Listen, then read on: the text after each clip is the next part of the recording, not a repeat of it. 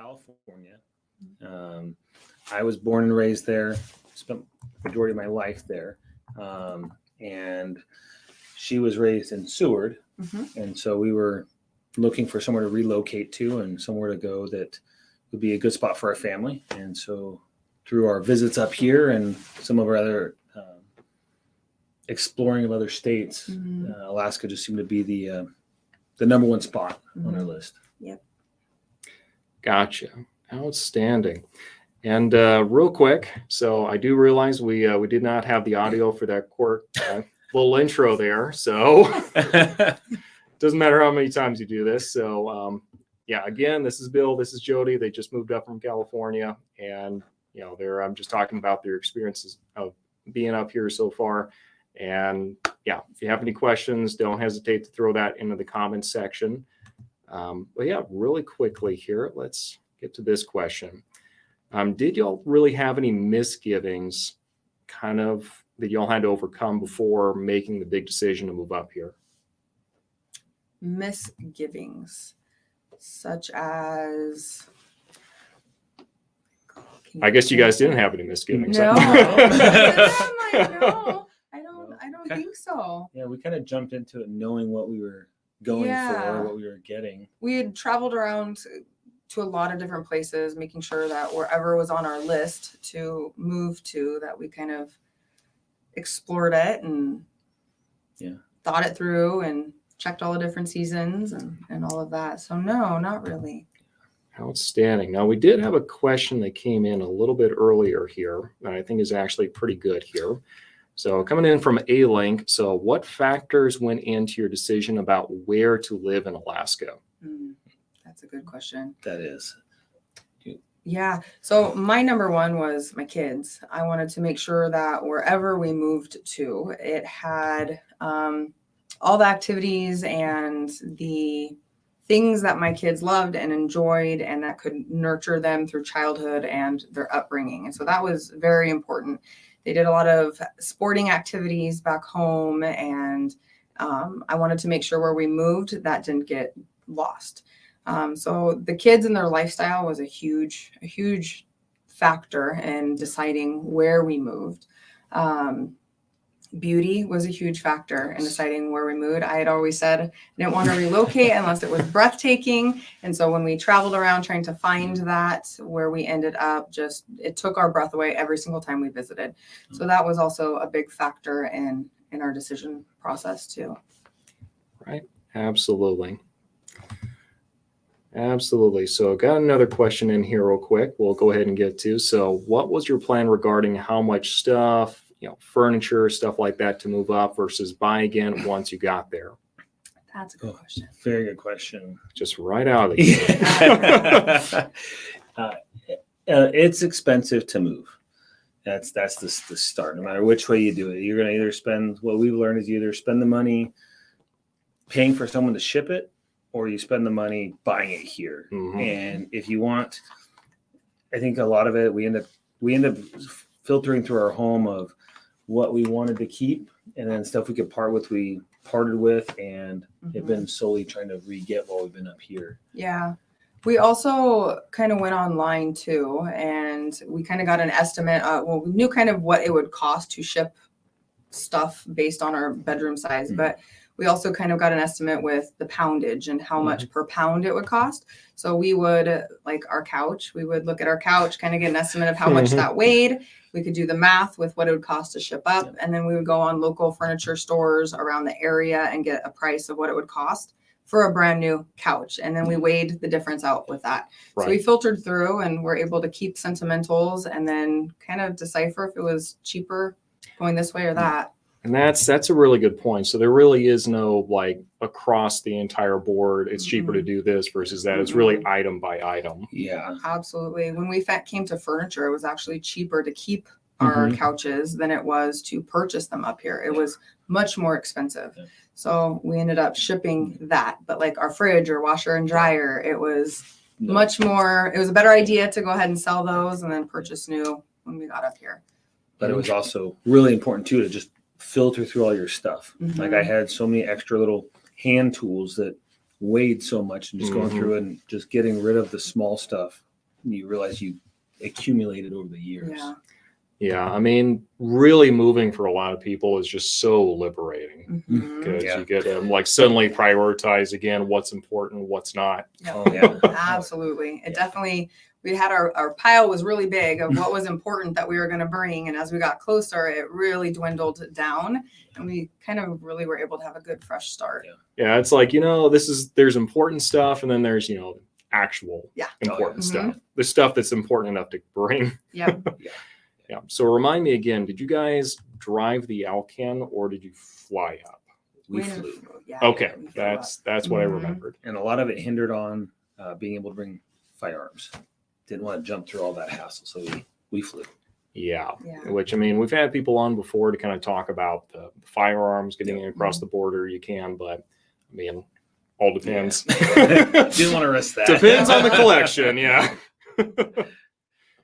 Outstanding. So we've already talked about this one a little bit, but how did y'all go about preparing for the move? So we've talked about kind of prioritizing things a little bit and kind of shopping things out. Mhm. What were some other things you guys did kind of prepare for making that jump? We made sure to come up and visit through all different seasons. And when we did come up, we threw the kids into extracurricular activities that we knew that they liked and to see how they responded and how they felt. And so when it was time to move, we kind of had a good idea of what we were going into. And then after that, it was just having lots of conversations with the kids on what to kind of prepare and also learning how to be flexible with the ups and the downs because not everything with moving is exciting. And so we kind of had just lots of conversations and lots of just filtering through our stuff. And yeah. That's a really interesting point because a lot of people that they come on, they don't necessarily have younger kids. I have a couple, but you guys do have. I have people who come up and their kids are like babies, and I have others whose kids are like teenagers. The conversations are a little bit different. Yeah. So, what do those conversations look like when you're trying to, I guess, coach the kids and what to expect on the move and try to give them an idea what's going to be coming. They actually handle it very well. Yeah, they did very well with it. As a mom, she does the conversations a lot better than I did. So, but I think at this point, though, they were eager too from listening to us and being around us, and just as a family, they were ready to go. So there wasn't any coaxing to get. There was a lot of conversations of they've been to Alaska, but they've never lived in the cold. And we have twins; they're 10. And so it was a lot of, let's talk about the good about California and let's talk about the not so good of why we want to move. Let's talk about the good of Alaska and let's talk about some of the difficulties that we're going to experience and how can we roll through some of those difficulties. The winters are long, the winters are cold. What can we do to kind of combat that so that we're not afraid of the winters, but instead we kind of have a plan going into it. We also talked about how we make friends up here and where we can get plugged into. And so it was just a lot of those basic conversations to get their minds turning and their emotions out so that they felt very grounded to also move. Yeah. I mean, that's so important. I mean, I Yeah. was a military brat growing up. So, I mean, first couple times, like that was so disorienting as a kid. Yeah. And, I'm pretty sure my parents talked to me about it before, but don't remember it. So yeah, really glad you guys had that conversation because it's very disorienting as a kid, especially if you're someone who like needs that constant structure and schedule. So that's huge. And also getting them involved in the move so that they didn't feel like they were floating through it. Like, here's a box, pick the things you want through the room that you want to keep, things that you want to donate. So making sure that they're a part of the move and involved in it. We even had them have their own little suitcase so that it was a team approach and they didn't feel kind of floating.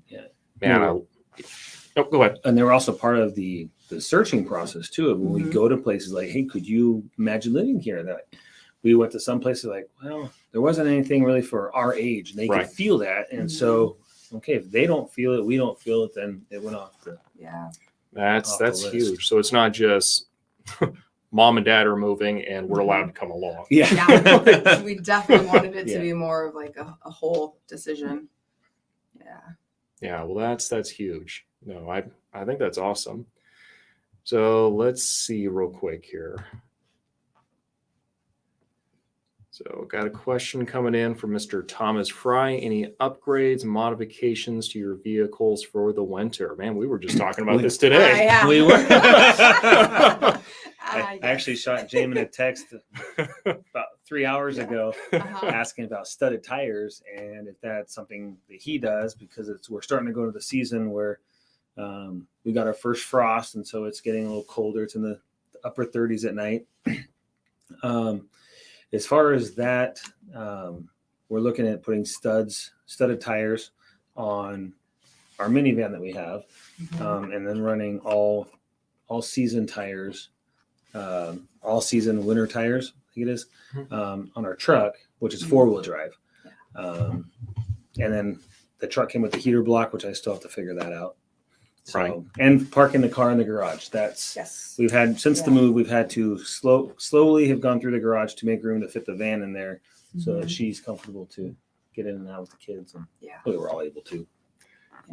Yeah, having that garage you can park in during the wintertime, like such a game changer. Yeah, and that was something when we were up here in October last year. When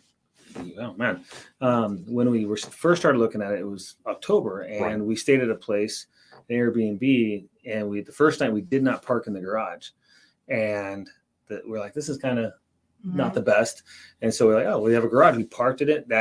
We had to have a garage. We kind of stumbled across it because that first night we're like, we don't need to park in there. This isn't our house. It's an Airbnb. And we went out the next morning, got in, and our fingers, our toes, we could see our breath. We're like, let's try tonight to park in the garage. And it was so much more beneficial. And so that was helped us decide on what kind of a house we wanted also, that make sure it had a garage and we could park in it.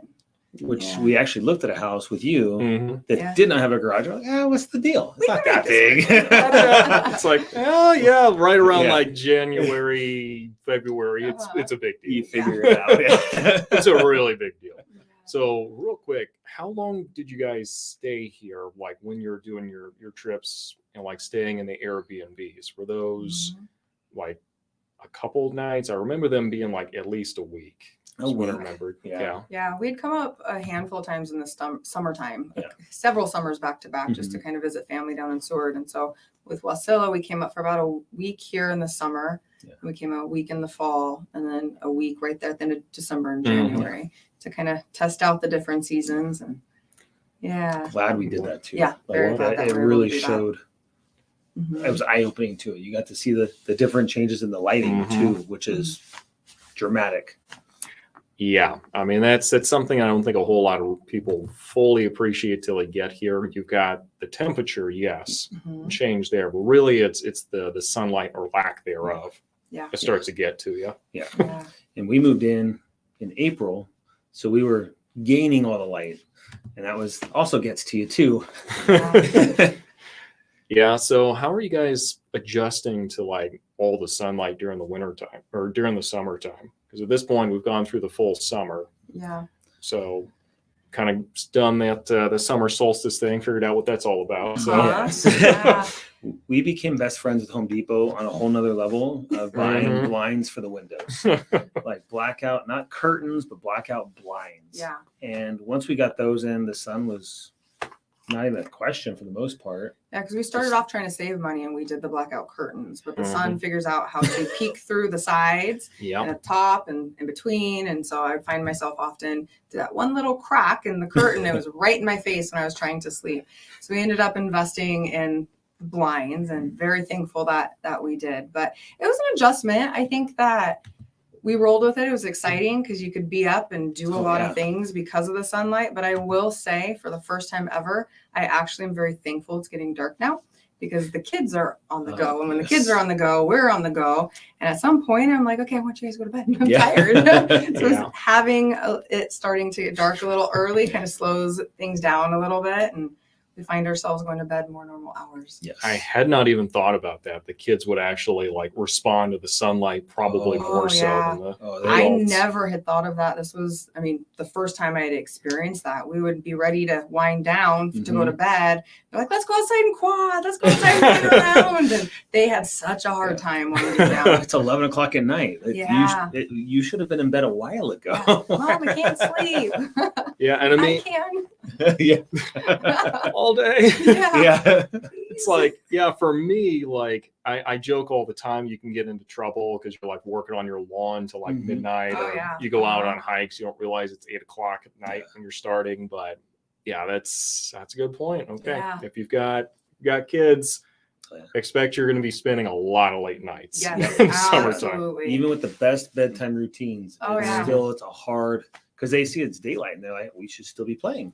Yeah, you even get that, but Mom, it's still light outside. Yeah. Remember we talked about Yeah. the up here with the changes in the light, but yeah, It's hard to wind really down. 10:30. Yeah. Oh, all right. So let's go and answer a couple more questions real quick here. Let's see. So let's say just overall. So how much all in do you guys think it costs to move to Alaska? Just kind of we'll say just like a rough, very rough estimate. Well, We'll go shipping wise. house shipping. We shipped one car and we shipped good chunk of Yeah. our stuff. Right. A 3-bedroom home. A 3-bedroom home with garage stuff. Yeah. And I would say right around 30. Okay. 30 grand is kind of Yeah. what we paid. Purged a lot, saved a lot, shipped one car, Mhm. sold the other car. Yeah. Yeah. Had some free tickets for our air flight. Yeah. One One way. There you go. Okay. So just all in about 30K. I would say. Yeah. Yeah. And you can make that go up or and down from there. Yeah. And that's obviously with like shipping just about everything Mhm. though. So if you like drove on the Alcan or took the ferry, It could have like been different. that, Yeah. it could be different. But again, yeah, different reasons for that. You know, and you can Absolutely. drive your vehicle from us. We were in California, so we had an option of driving to Seattle to drop it off, or just have a truck take it. And so Right. it could have saved some money there, but At the end of the day, It's- like sometimes the convenience is just yes, so Yeah. much better. You know, Oh, yeah. completely. And so then- many other moving parts. Absolutely. We kind of had to weigh out what was the better option just for the family. And even if it did cost a little bit more, it was a better option. And there are other ways that we were able to cut back, and that was our better option. Oh, yeah. But And we still found ourselves up here, like, all right, going to Goodwill. Let's we found Yeah. 15 boxes of stuff. Like, how did that end Absolutely. up with us up here? I think if we were to do it again, we could have left a good Yeah. chunk even behind, because what is important in California is not important in Alaska. Yeah. And until you do that switch, sometimes you don't realize that that exists, Yeah. that your needs are different and all of that. So what stuff do you guys realize useful in California, not really a necessity in Alaska? Shorts. Clothes. That's a good point. Yeah. Clothes. Yeah, Oh, so yeah. many t-shirts. Oh yeah, lots of clothes that you really aren't going to wear up here, but you use them all the time Yeah. down there. So in your head, I'm going to use them. You get up here, and we could have left probably over half our wardrobe behind if Yeah. we needed to or wanted to. Because it's like, yeah, like you said, the Mhm. shirts, the shorts, the t-shirts. Yeah, Yep. those extra things that you need because it's just a different lifestyle that's there versus here. Yeah. You can get Kitchen utensils, we left all that behind, but then we got here and moved in. And was like, oh Oops, wow, yeah. okay, how do we cook? And quick dash to the store. Yeah. Oh, that's awesome. It's stuff you're just not going to learn until you actually do it. Yes. Absolutely. All right, so I've got a couple more questions rolling in here. So coming in from Naz. So how do the kiddos like it now that you are actually in Alaska? They love it. Oh, they absolutely love it. They love being able to run outside, play outside. They've enjoyed the hiking and the quadding. They've enjoyed their extracurricular. They've enjoyed just feeling like there's less chaos. California is very fast paced. Right. And so they definitely have enjoyed just kind of being able to not always feel like their heads are on swivels and they got to watch out for all the cars racing by on our street. And they've adjusted really well. We ended up going to California to check some boxes in August. The whole time we were there, they were talking about, we want to go back. We're done. Like, we're thankful we moved. So getting them plugged in quickly, I think, was a huge benefit for them. Yes. Yeah, making this feel at home as quick as possible, I think really helped them adjust sooner than later. Right. And what does that conversation look like when you're getting them like introduced almost into like these new activities and these new social groups? Because I feel like kids are usually pretty good Mm-hmm. at kind of getting into the new social groups. Usually they do that a lot easier than most Yeah. adults, but also it's very disorienting to go from one environment to a completely different one. So Yeah. what did that conversation look like when you guys are just trying to introduce them into like all these activities? Yeah. Well, we homeschool them. Mm-hmm. So we homeschooled them in California and we homeschool them here. And homeschool opened up a lot of doors for that conversation to meet other kids. So it wasn't difficult. I mean, there is some difficulties in it, but it just seemed to flow naturally. Yeah. Just, hey, we're gonna try out this homeschool event at this gym or this park or whatever, and they just flew right into it and didn't look back. And I think we talked to them too a lot about what hobbies would you like to do? What extracurricular activities would you like to do? And we started those conversations before we ever moved. And so then I would pull up those hobbies online and I would show them pictures and videos such as gymnastics or drum lessons or parkour classes. And so they could already feel that connection. And then when we came, we had talks like, okay, how do you make friends? Like, what do we need to do to make friends? Let's go try those classes, ask names, ask different questions to kind of connect with people. And I think them being twins, they're boy, girl, but they still had that comfort zone a little bit to tag team and let's jump into this together. But it was, again, lots of conversation and that slow exposure. So it wasn't all or nothing overnight.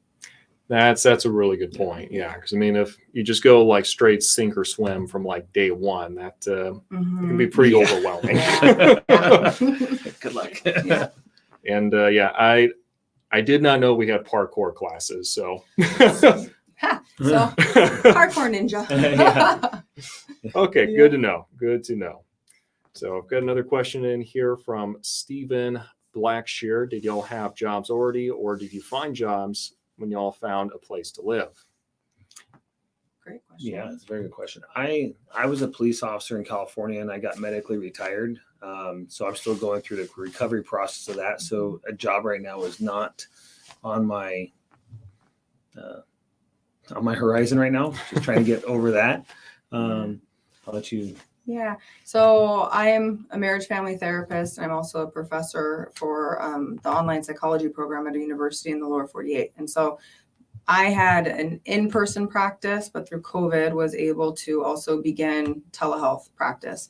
And so when we decided to move, it was a decision to close down the in-person and relocate up here, but I was able to continue all my clients through telehealth.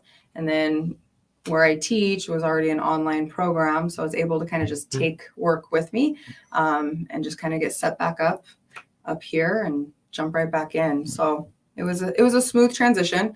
I'm very thankful for that. Yeah.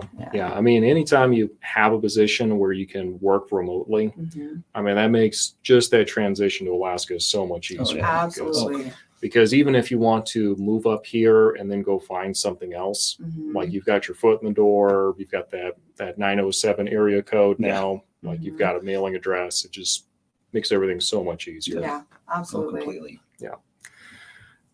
So let's go ahead and jump back into our scheduled programming. So is there anything that y'all would have done differently if you had to do the move all over again? And we've kind of talked about the kind of consolidating things down a little bit. Were there anything else that you think you would have done if you had it to do over again? So, sounds like you guys were very strategic about everything. I think that we've wanted to move out of California for a long time, but the doors had not opened. And so I think we've had time to kind of through vacation time and not go explore with the mindset of if we can relocate and if the doors open, where would we go?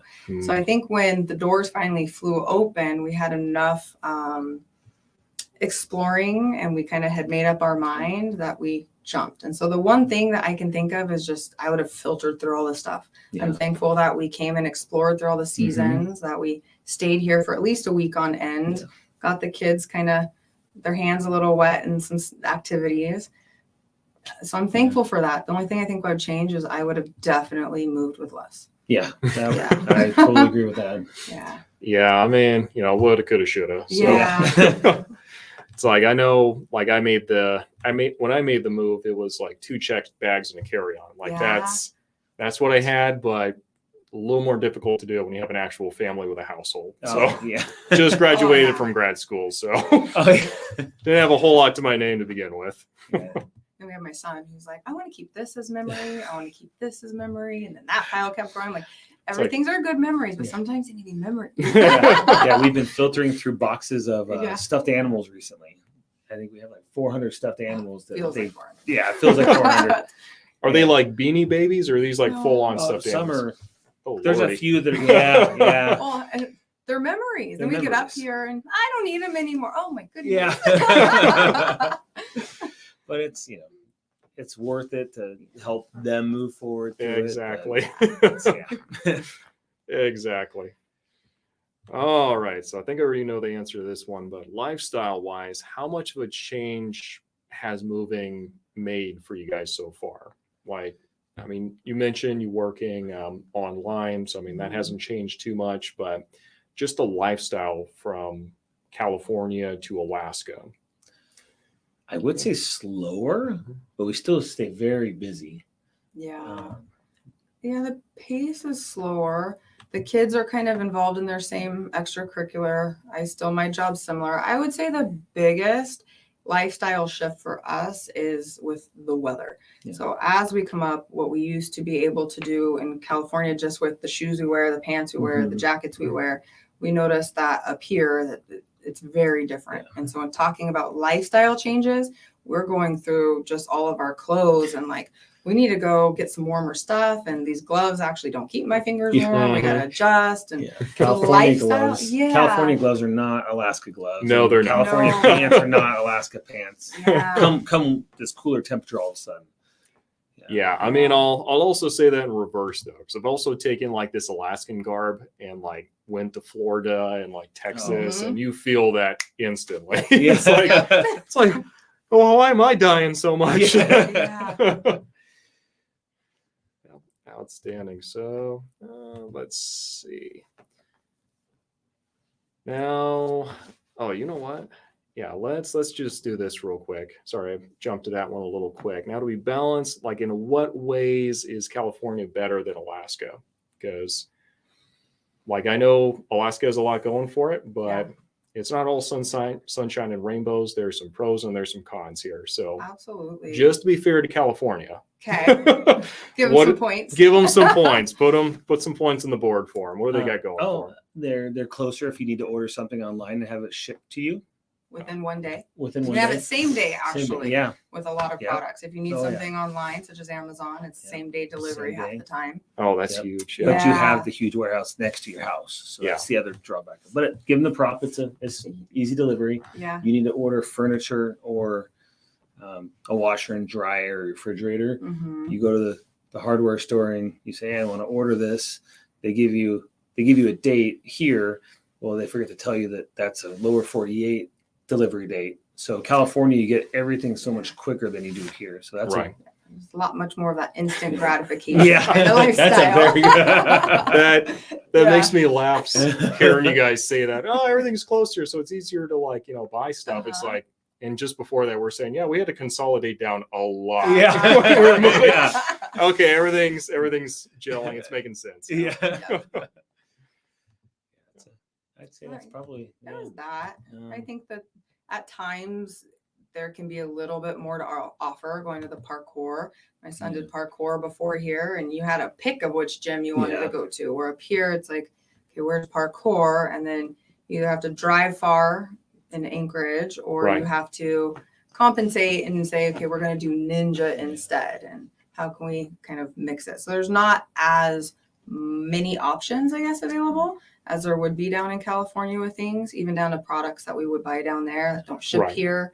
So there's that. There's more easily accessible stuff down there. But if you're willing to let go of some of the stuff and adjust and flex a little bit, then no, I can definitely see that. As far as the activities for the kids, I mean, I know it's going to be really difficult to find the same same number of total activities you can do down in Yeah. California, but activities up here, they're going to be less of them, more outdoors oriented, maybe a little more geared to kind of the speed that they're going at now. Are you guys having any issues like keeping them engaged with the activities, or No. is it okay? We're not. We mix it up. And so I think that they don't necessarily get burned out on those. They're pretty hyperactive. We just probably watched our first movie the other day, not because they're not allowed to watch movies, because they just don't sit through them. Yes. So they're very active and they like to be on the go. Yeah. And so we kind of mix it up and make sure they have a lot of different kind of options. And they never get burnt out. They just keep on going and seem to enjoy it. They've gone from going to gymnastics to, homeschool PE. We've done fishing and hiking, and like there's just so many things that you Berry can just picking, quadding. Yeah. Traveling. Yeah. So what do you guys think of the homeschool scene here then? Because I mean, I homeschooled here myself like years and years and years ago, obviously, but but yeah, what do you guys think of the homeschooling scene here? I'm actually very impressed. Yeah. Where we came from in California was very taboo. And so we were always the odd ones out and always heard, why would you do that? I need my time as mom. I wouldn't do all that. And we were definitely felt like the outcast. And when we looked for areas to plug the kids in there, it was very limited. And so up here, I feel like everywhere we go, we ask about something and like, well, do you want the homeschool option or non-homeschool option? Do you want the homeschool pricing or non-homeschool? It's very more normalized. Right. And we feel not as much as the outcast, and there's activities and there's options. So it's much more, I think, easy to get plugged in versus down there. I felt like we're kind of fending for ourselves a little bit. Yeah. And the schools seem to be very helpful too. They have a lot of resources, a lot more than they did in California. Yeah. Don't feel like I'm floating alone fully. Yeah, because they're not necessarily trying to encourage you to do homeschooling down there, to say the least. No, Yeah. they actually kind of go after it. Yeah. They go after charters and all of that. So every year some law is changing down there because they don't really support the homeschool. Yeah. Trying to constrict it a little bit more every year. Yes. Completely. Make it more difficult so people kind of give up a little and send kids back into the public system. So yeah, it was more challenging for sure. Yeah. We did it. I'm so glad we did, but I find that here it's a little easier and it's not as stressful. Yeah. Oh yeah, absolutely. Yeah. Well, I mean, like Alaska's so supportive of homeschooling. Like I remember back in the day where I can't remember how much it was, but the state would actually give like the households like a certain amount of money per student.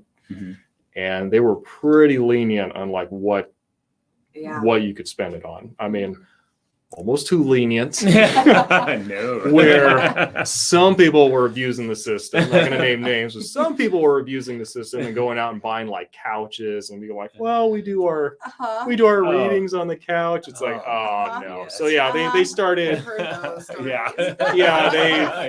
They have started cracking down on that, which is probably good.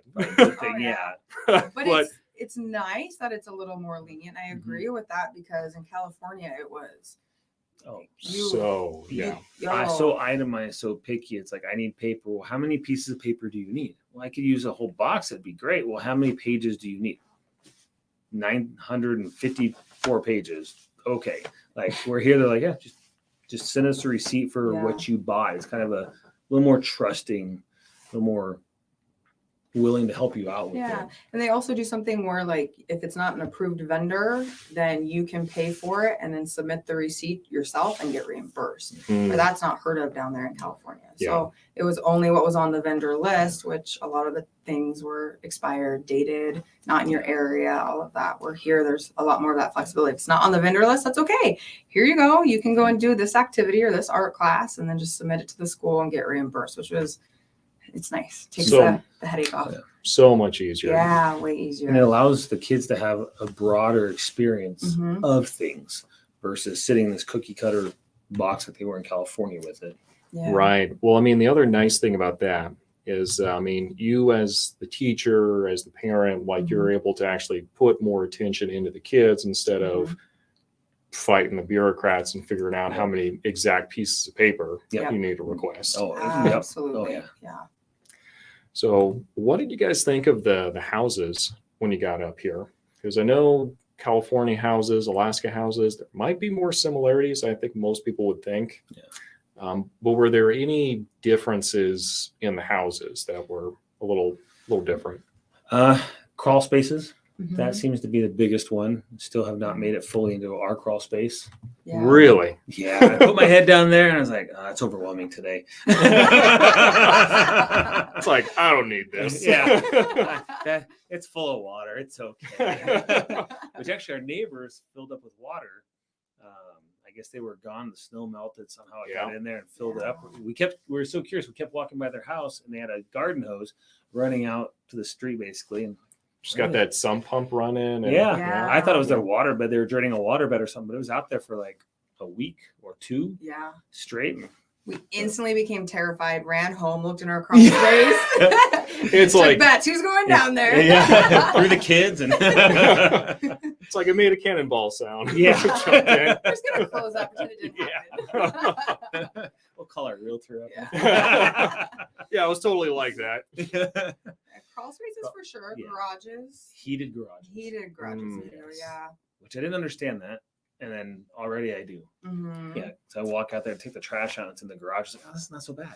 Yeah. It's Yeah, well, that too. And like, I'm not a mechanic, but I just feel like if you have a car in like 50, 55 degrees in a heated garage, I feel like the mechanics of it are going to last longer than if it's outside in -10. Yeah. I totally agree Oh with yeah. that. I remember being a kid and you couldn't even get the key in the door to turn it. So if that happens to a key, what happens to the rest of it? Yeah. That's a good point. Yeah.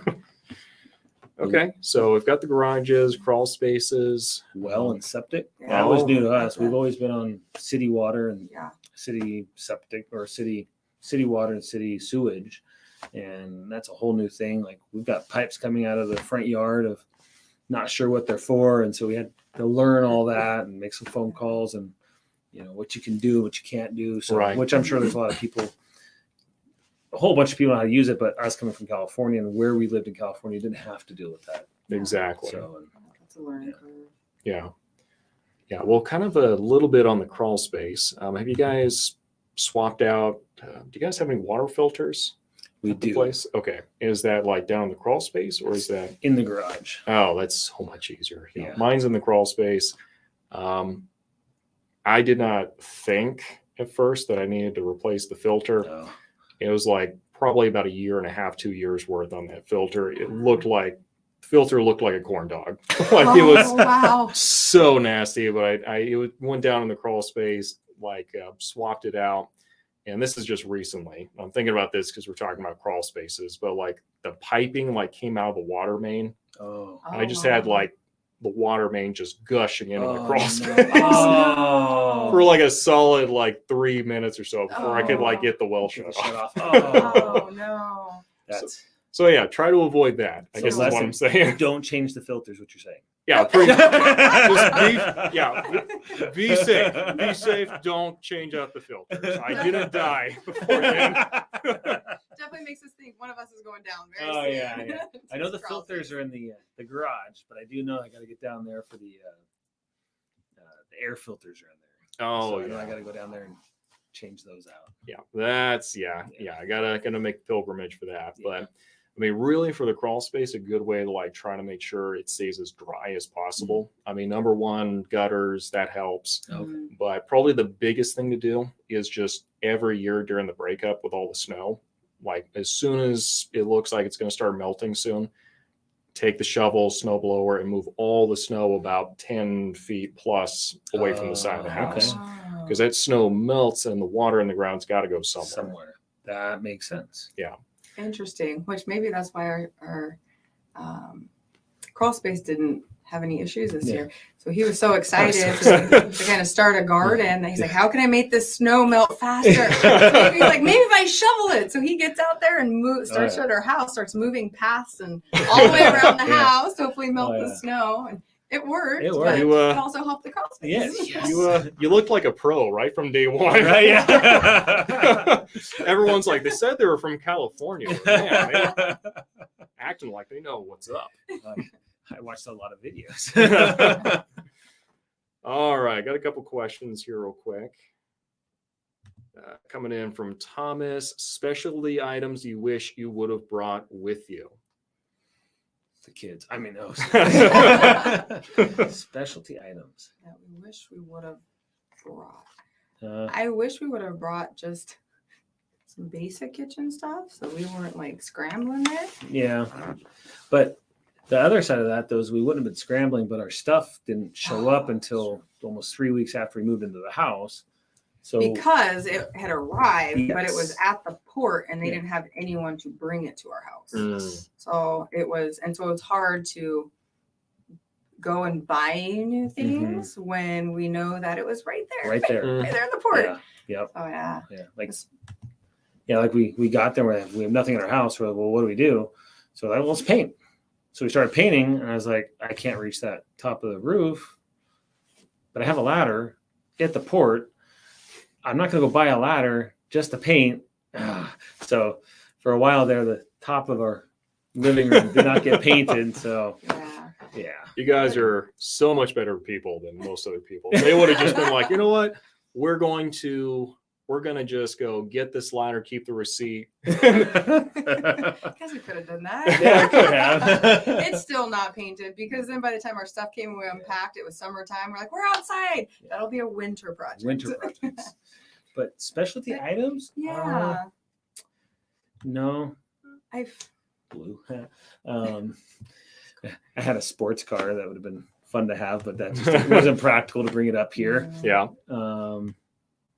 No, I don't think that we left anything behind that we wished we would have. We kind of bought new, like the big items in the household when we got up here. Yeah. And kind of just kept more of the keepsakes stuff. Right. Yeah. Okay. Good deal. So I got another question in here from Mr. A-Link. And this is something you guys can actually talk about. I don't get to talk about this too much, but crime rates in Alaska can be a consideration prior to moving and picking a location. Was this part of your research? Do you feel safe where you are? Any other insights on this topic? That's a good question. Yeah. Yes, yes, and yes. And yes again. And yes again. The crime rates were a big thing with us.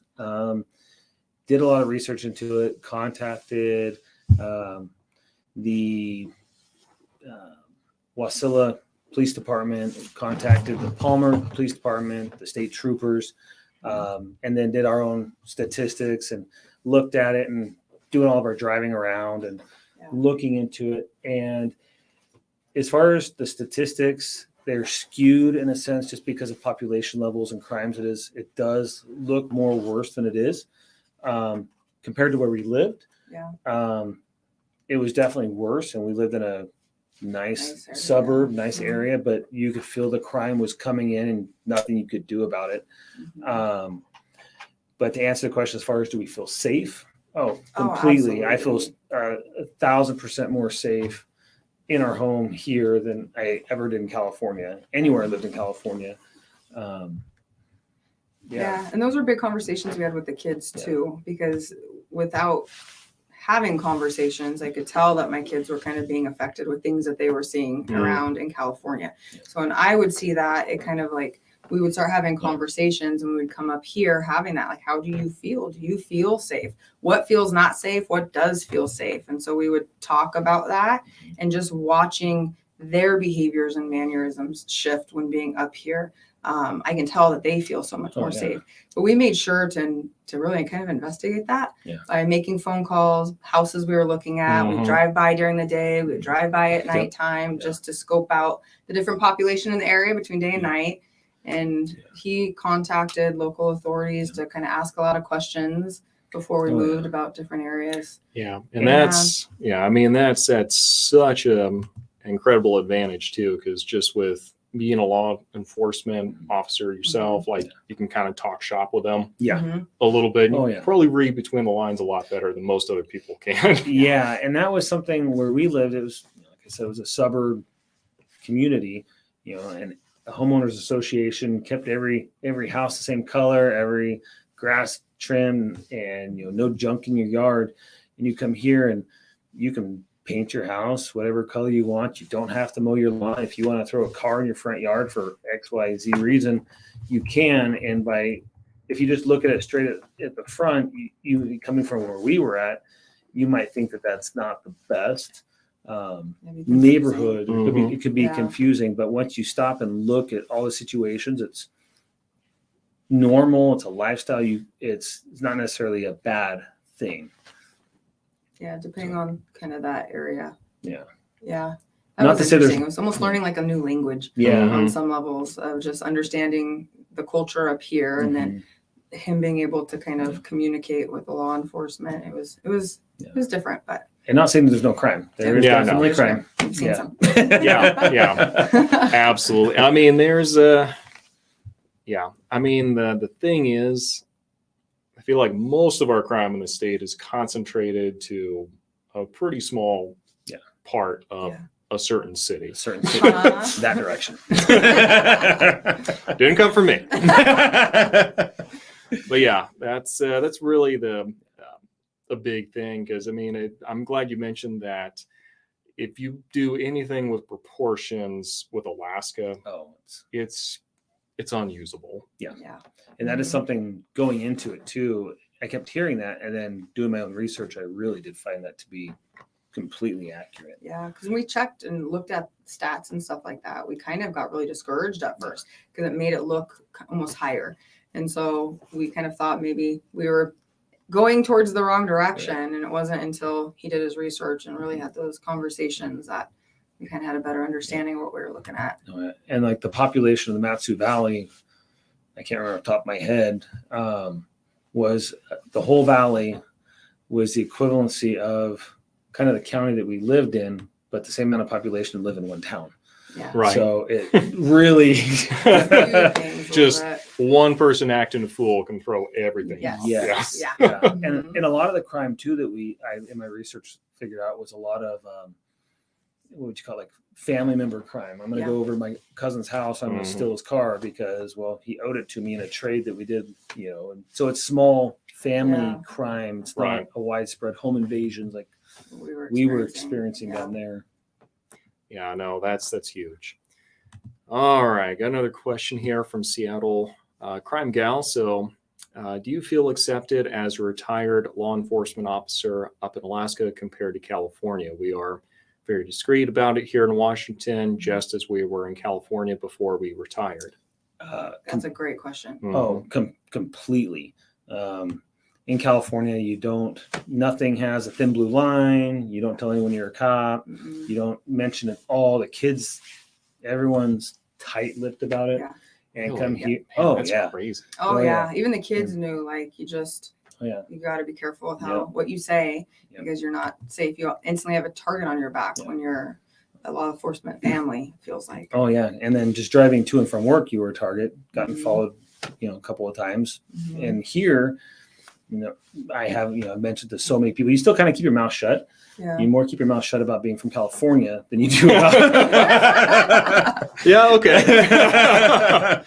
than being law enforcement. People are very accepting of it here and appreciative too. Very. Like, even though he's now medically retired, like, he gets a lot of still appreciation. Thank you for what you've done, and no judgment really at all. Don't feel like you have a target on your back. It's been very don't feel like you have to explain yourself. Not at all. So I'm very pro-military too here. Yeah, So, absolutely. Yeah. I mean, I can really kind of vouch for that too. Like, my dad's retired Air Force, and I mean, it's really that appreciation from the community. I think was one of the things that made him want to come back here and retire too. Yeah. So I mean, I know it's very friendly towards law enforcement, people in that vein as well, firefighters. So by and large, we have a pretty grateful community. So. Yes, absolutely. And they're very and supportive of firearms too. Yeah, that's another big one. Absolutely.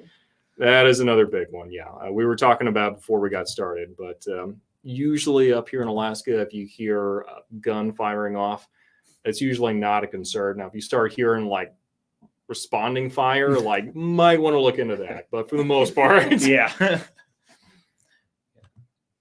outstanding. So folks, we've got about another, we'll say about 10, 15 minutes or so here. So we're going to treat this as kind of our final call. If you have any further questions, concerns, objections, feel free to throw those in the comment section. I'll have a couple more planned questions, and we'll go ahead and finish up with anything else that you guys would like to discuss in the comment section.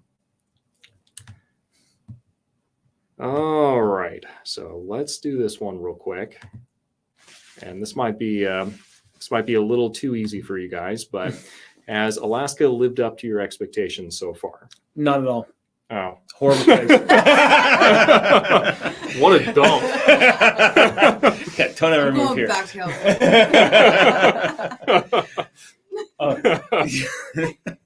I'd say yes, 1,000 times over. Everything that we've seen here has just been amazing. It's even just driving here today. It's like, wow, look at that mountain. Where'd that one come from? There's a new mountain. It's covered in snow. It's a new mountain. It's melted. The views are just amazing. Yeah. Like we've gone fishing in the Kenai, and like, oh yeah, it's there. It's endless. So the expectation was to be beautiful and amazing, and it definitely is that. Oh yeah, there's not a day that goes by that he's not. Look at that! Look at that! Look at the mountain today versus the mountain yesterday. I think that's one thing that is really, refreshing. Yeah. Is the changes of the seasons, and because there's change, we like change, and so it was nice. You have this for X amount of months, and then it turns to this and turns to this. And I think every day he's like, look at the tree today. Yeah. Look at the leaves are a different color. Oh, yeah. Yeah, so it's definitely lived up to our expectations. There are learning curves for sure, but if you go pros and cons, the pros completely outweigh the cons for us. Yeah, our leaves never changed colors in California. No. Nope, they would green, fall off, and sticks for another 6 months, and then they'd pop back up. Yeah. Or if they even lost their leaves. So, in here it's so pretty outside with all the different. Right. Yeah. Well, I mean, imagine one big part of that too is you guys had really realistic expectations Yes. going into it. Yeah. I mean, just from having spent time in the Airbnbs, doing the work, Yes. showing up ahead of time, and Yeah. getting a feel for the areas. Yeah, just, Absolutely. if you were to just kind of say, hey, I'm moving to Alaska today, and you come up here, you'd probably be knocked on your heels quite a bit. Yeah. Yeah. Throw a dart at the board on exactly where in the state you're going to go to. Yeah. Yeah. 'Cause that's the other thing. You guys really understand this now, but there is such a difference between the different parts Yeah. Mhm. of Alaska. Oh, yeah. It's like you think just Alaska is Alaska, but no, it's difference between Tennessee and North Carolina, Yeah. Louisiana. Like it's just that big of a state. Yep. Oh, yeah. Absolutely. And that really hit home with us too, Mhm. just when we went down to the Kenai Peninsula and drove across it. Yeah. We went one direction here and one direction there, and you could really see the different terrain and just kind of the different lifestyles just based on where you were living. Oh, yeah. So that was kind of eye-opening this summer to us too. And I remember you saying it once in one of your videos was people don't realize how far it is. Like, plan where you're going to go, plan to be prepared for it, because what you might think is, I'm going to take a drive to this town is not the same as doing the lower 48. It's like, yeah, it's going to be a 4-hour drive to get to that town, even though it's that far away on the map. Yeah. Well, it's like I went and visited like West Palm Beach down in Florida just a bit ago. And it really surprised me just how porous those boundaries were between the towns. Like you didn't even realize you just passed over like 2 or 3 towns. Yeah. It's like that would have been like a hour and a half commitment if I were in Alaska. Oh, yeah. Absolutely. Yeah. Same as in California. You just drive through 10 towns, not even realizing it. Yeah. Outstanding. So let's do this real quick. I do have, you know what? I have a pros and cons question here, but we're actually going to just go straight to this question here and answer it there. So coming in from Karma and the Phoenix. That is fantastic. Alaska has lived up to your expectations. Is there anything you don't like about Alaska? Ooh. if I don't find the right winter clothing, my body may be a little angry. So I'm officially, as soon as I felt that fall crisp on the air or in the air, I have been actively researching different clothing to keep my body warm. That is a huge thing for me. So I will let you know after the winter. It really turns into like a high level like energy urgency real quick when the weather starts turning. Yeah. Yeah. For you. I don't know. It's I like everything. Like there's, I mean, I wish more fish would have ended up on my fishing line and in my freezer. But you know, beginners not luck. That's all right. That's where you got dip netting next year. Yes. Hopefully I don't mess that up. Hey, it's okay, buddy. You're good at other stuff.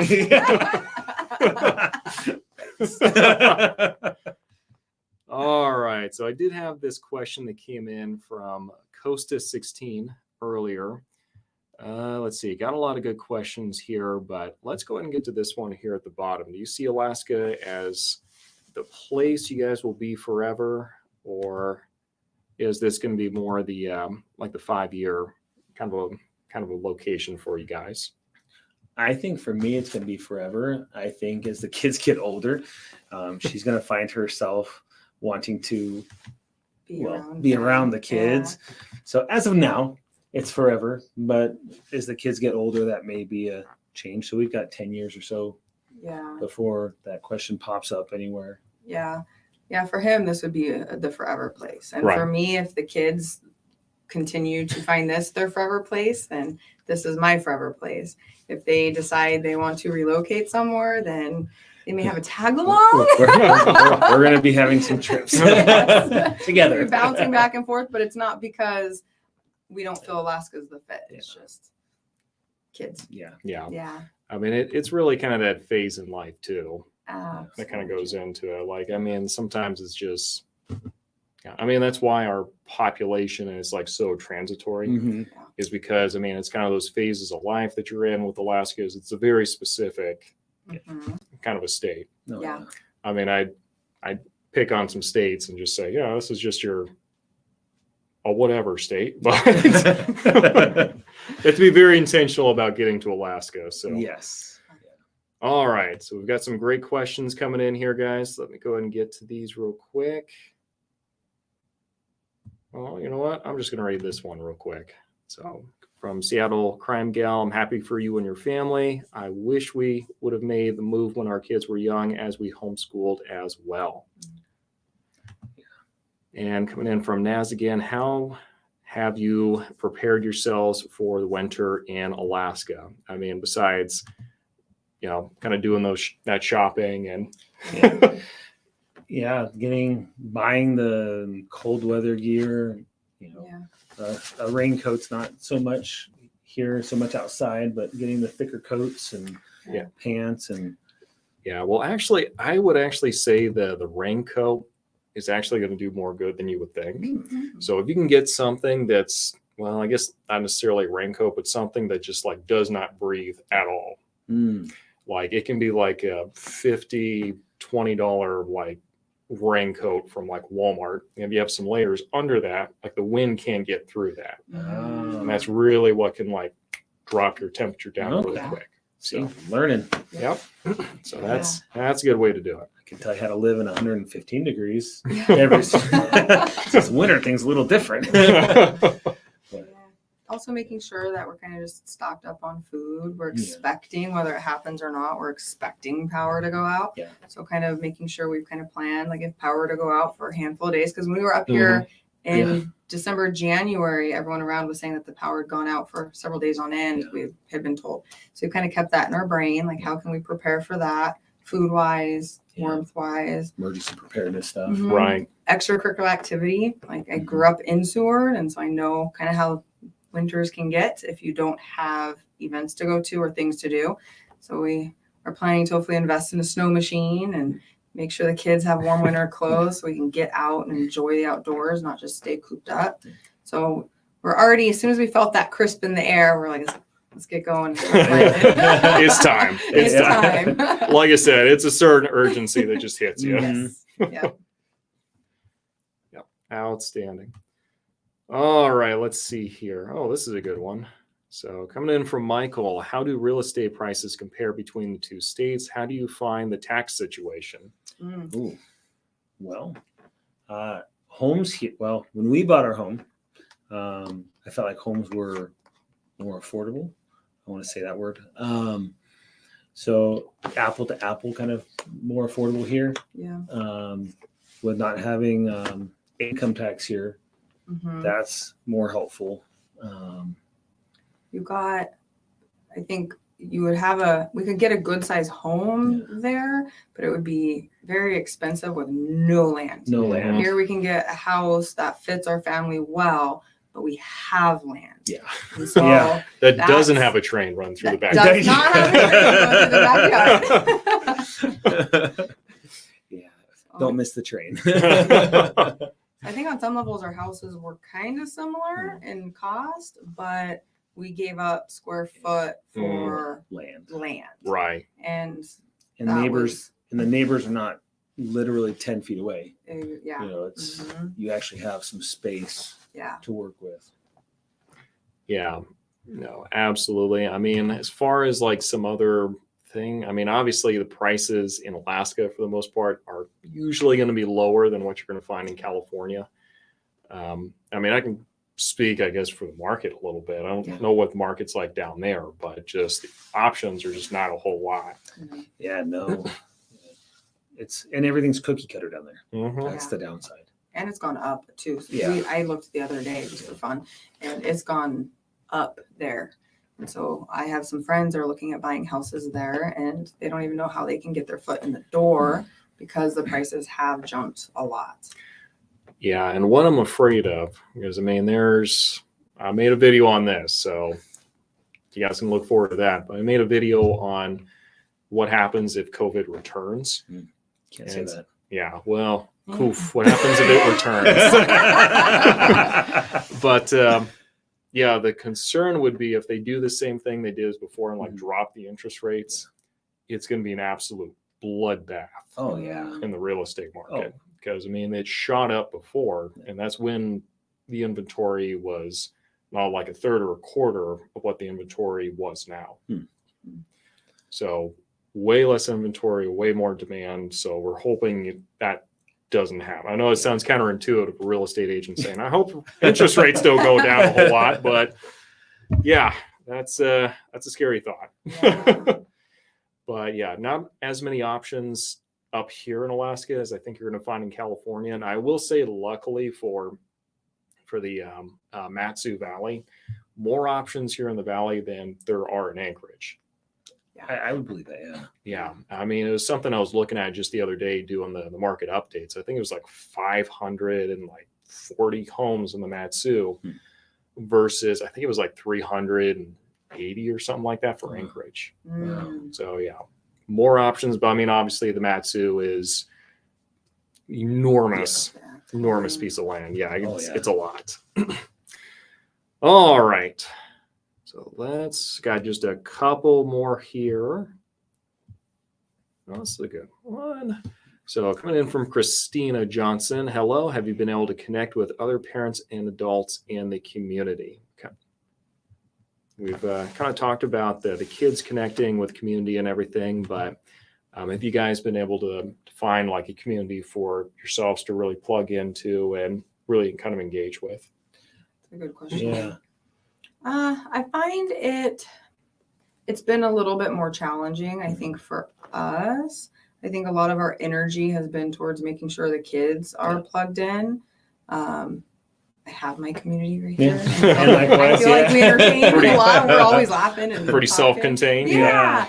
But I do think that, we've jumped into church and trying to get our feet wet there. Yeah. We kind of have connected with some people at the kids extracurricular, trying to get to learn and get to know other people, other parents there.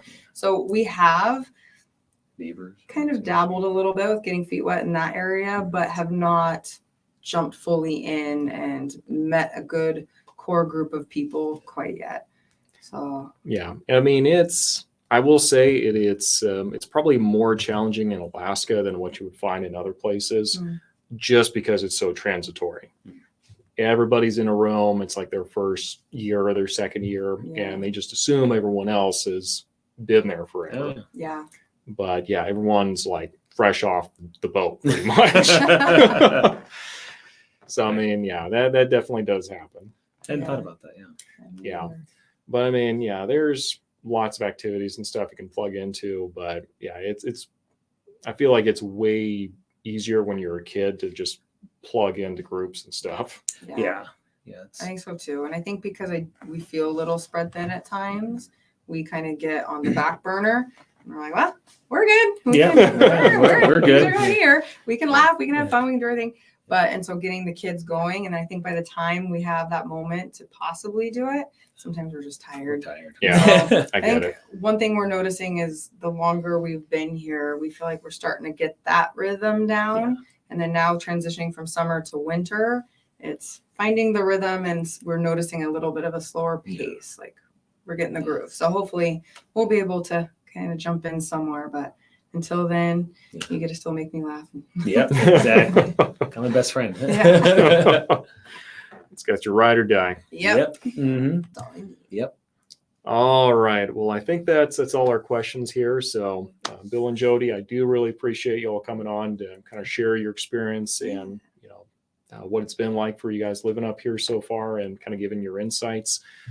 Everyone else, thank you very much for all your questions and really engaging. That really does help you out, but it does help everyone else out later who's also viewing this as well. So do really appreciate y'all, and thanks for watching, and we will see you next time.